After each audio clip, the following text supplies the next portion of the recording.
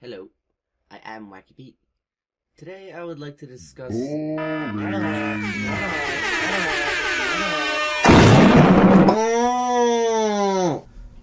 Oh, why did I even bother making these videos?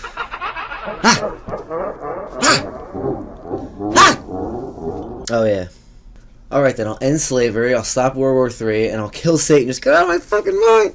Slavery? Well, who's doing that and why? Their plan is worldwide poverty and forced population reduction. They want to bankrupt every family in the world except for a few dozen families so they can control you with their fiat currency and bring in total technocratic world slavery. They want the world for themselves. They've stolen the government. They've stolen the money. They've stolen the cultures.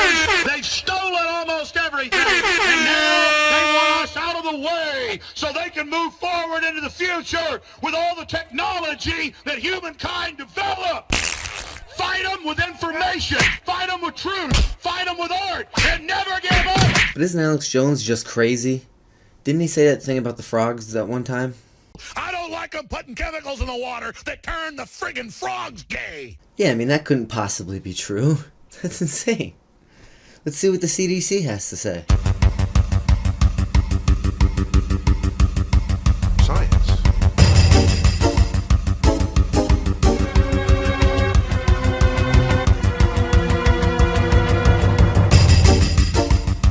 Science.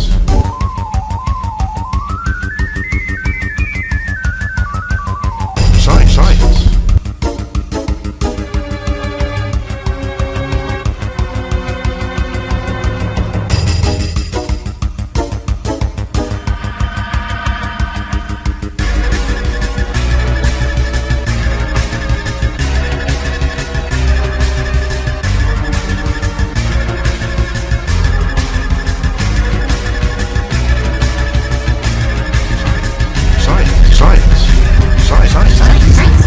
Oh, so he wasn't really wrong? He just said it in an incredibly stupid way? Do you understand that? Serious crap. So what are these globalists' main tactics to use against people? Destroying nationalism. Ask yourself, what exactly is wrong with being a nationalist? Shouldn't you be rooting for your own country? Do you put your family first or the neighbor's family? Aren't you supposed to put your team first? What is the point of telling people to not be proud of their own culture or people? Is it to weaken that culture? Who would want to weaken other people's cultures? Goddamn globalists. Globalists see the whole world as one, which is why they have no problem exploiting people in the poorest parts of the world. That's why they have no problem building factories in China that put people in their home countries out of work. The reason that they hate nationalism has everything to do with the middle class and how to keep them permanently in that position. Have you ever heard of 1984? The year? No. 1984 was never an actual year. It was a book. I'll get more into this book and its meaning at another point, but basically it's about a dystopian future society in which everyone, even the people at the highest levels, are enslaved through a complex system of social controls. The basic function of all society is described like this. There is the high, the middle, and the low. As in the leaders, what I'm going to call a royalty, the middle, which is the workforce of the leaders, and then you have the low, which consists of the poor, the people who rely more on society than they contribute to it. What used to be the kings now is an anointed position of president or prime minister. The middle are the state workers. In olden times it would be the royal families, knights, lords, and clergy. Today it's politicians, military police, judges, and clergy. Included in the middle are individuals who contribute much to society. Successful business people. Anyone who's contributing to society in a meaningful way, making money or working for the state, can be considered the middle. The way society functions over time is described in the book. The high eventually lose ability to rule, because they disappear into their own assholes or become corrupt, and over time their system is simply proven to be inefficient. When that happens, the middle takes its place, and then there's a revolution or something. Some of the middle take their place at the top, some of the middle remain, and some of the low move up, replacing the system with a new one. This usually ends up beneficial, as the middle are far more numerous than the high, and because the high aren't necessarily more capable than the middle individually, the middle as a group has more intelligence and capability than the high. Therefore, eventually the middle take over. Politicians know what they're doing, man. They all wear suits. They're smart. Wrong! These people aren't any smarter than the average person. If you think these people are far more intelligent than yourself, then they probably are. I'm not saying they're complete idiots, but they're just as stupid as the average person that you know. Let's look at a few examples of these super geniuses in action. Mark Clark Clackus. Clackus. What is Clackus that? Clay. Yeah, something like dumb like that. Marco Rubio at a hearing about tech censorship following the deplatforming of InfoWars. But what about the Democrats purging conservatives? She's not answering. Just Republicans are acting like it isn't happening. Thank God Trump is. Weird. Oh yeah, it's really weird. There's no purge of conservatives. There's no shadow banning of members of Congress. Bias in social media? Yeah, who's this guy? We deplatformed Are you him. concerned about bias in social media? Well, I think the bigger bias is against freedom of expression. Everybody should be. There's a look. It's happening here. It's happening here, but you say I don't exist. Is that a heckler out of price? Look at this guy. He's saying that I don't exist. You're not familiar with I just don't know who you are, man. And I don't read your website. Sure. And they demonize me in these very hearings, and then he plays dumb. Here's the question. Infowars.com, you know what it is. Oh well. Does Google, does Facebook, does That's why you didn't get elected. Twitter You're regulated snake like like. what? Marco Rubio and the snake. Little frat boy here. All right, man. Yeah. Well, who are you, man? I swear to God, I Yeah, don't you know better who hope you you are, can man. deplatform me. Tens of millions of views. Infowars. Bigger than Rush Limbaugh. He knows who Infowars is. but Playing you- this joke over here. That's why the deplatforming didn't work. But you Oh, so he doesn't know what InfoWars is? Dude, you were at a hearing to discuss tech censorship in which the main point was Alex Jones and InfoWars being deplatformed. How do you not know? Did you not do any research? Now we all know he's just playing a joke. He was pretending not to know to try to embarrass Alex Jones, but what he ended up doing was making himself look completely inept. Alex Jones and InfoWars are a lot of what you're supposed to be there to discuss. You're a friggin' genius, you idiot! If Marco Rubio had a brain, this is how it would have went. I just don't know who you are, man. I don't read your website. Sure. And they Oh, I don't know who you guys are. Yeah, you do. Oh, did I say not know? I meant don't care. That would have been pretty smart. Then again, it would have required him to be pretty smart. Marco Rubio is a fucking knob. Oh, but Republicans are just stupid, though. Well, alright, what about Hillary Clinton? Oh, I wasn't aware that certain emails should have been classified. Excuse me, ma'am. As the Secretary of State, you're what's known as a classification source. Meaning that if I had a document, and I gave it to her, and it was supposed to be classified, it's her job to tell me. She makes things classified. That's like the judge of a competition saying, oh, I didn't know. You're the one who has to know. You can't not know. To be the Secretary of State and not understand classification is illegal. It doesn't matter if you don't know. You're a freaking genius, you idiot! Oh, and then the bleach bit. As if it couldn't get any more in your face. She uses bleach bit to bleach hard drives and then destroys them physically. Why don't you just burn all of them in a kiln and then just say, oh, that's how I thought we were supposed to destroy them. I didn't know, sorry. Instead you use bleach bit, which if you didn't know, when you delete something on a computer, it doesn't just go away. It goes into the deep recesses of the computer until it's overwritten. What bleach bit does is that it overwrites everything in your computer and rewrites it. Even the deleted files can't be recovered. It's sort of like if deleting something on a computer were to be putting a line through a word on a piece of paper, bleach bit is soaking the entire paper in black ink and then re-dyeing it white. It's just a little bit suspicious. Especially when you're already destroying them, why didn't you just melt them? Hillary Clinton is a fucking knob. Now those are two people that I find pretty stupid, but what about somebody who's actually kind of smart? What about an intelligent politician? Barack Obama is one of them.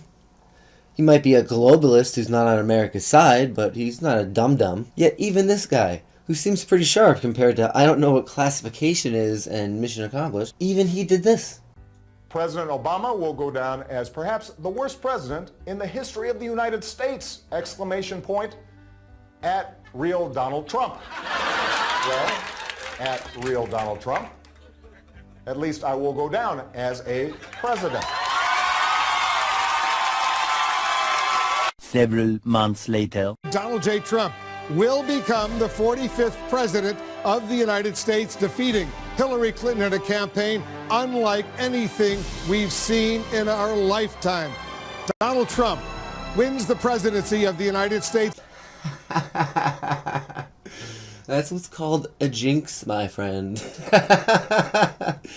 What a What is it called when you jinx yourself on national TV in a really major way and then get proven wrong?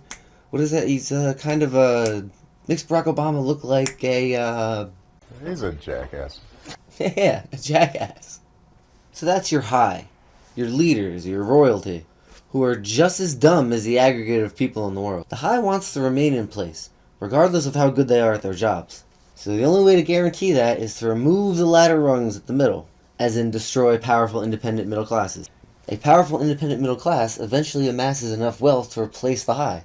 Has anyone wondered lately why straight white Western people suddenly become bigots in the last couple of years? What? It doesn't seem like I've changed. It seems like the definition of a bigot has changed.